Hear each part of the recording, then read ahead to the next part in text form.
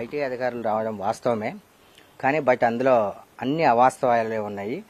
IT అధికారులు వచ్చి వాళ్ళు ఎంతవరకు ఎంత చేయాలో అంతే చేశారు. ఇంకా ప్రాసెసింగ్ ఇంకా పూర్తి అవ్వలేదు. ప్రాసెసింగ్ పూర్తి అవ్వకముందే ఎవిడెన్స్ కొన్ని మాత్రమే ఇచ్చాను. పూర్తిని ఎవిడెన్స్ ఇవ్వకముందే ఫేక్గా క్రియేట్ చేసి ఈ చిన్న చిన్న ఛానల్స్ వాళ్ళు ఎవరైతే ఉన్నారు కదా, ఇది పక్కా పకడ్బందీగా ఫేక్ క్రియేట్ చేస్తున్నారు.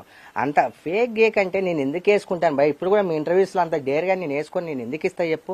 దీనికి సరిపోయేంత అనుమతి అక్కడ ఉంది కాబట్టి మనం ఎంత క్లారిఫికేషన్ ఇవ్వాలో అది ఇచ్చాం కాబట్టి వాళ్ళు ఇంకా ఇప్పుడు మళ్ళీ వెళ్ళాలి. వాళ్ళు నాకు ఒక డేట్ చెప్పారు, ఆ డేట్కి వెళ్ళి ఇంకా కొన్ని బిల్స్ ఇవ్వాలి, కొన్ని బ్యాంక్ స్టేట్మెంట్స్ వాళ్ళకి ఇవ్వాలి.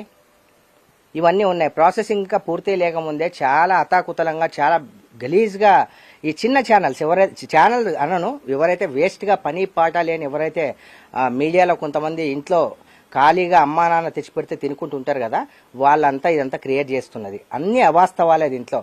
దాంట్లో 3 లక్షలే వెళ్ళినాయని ఒకటి అది అవాస్తవం.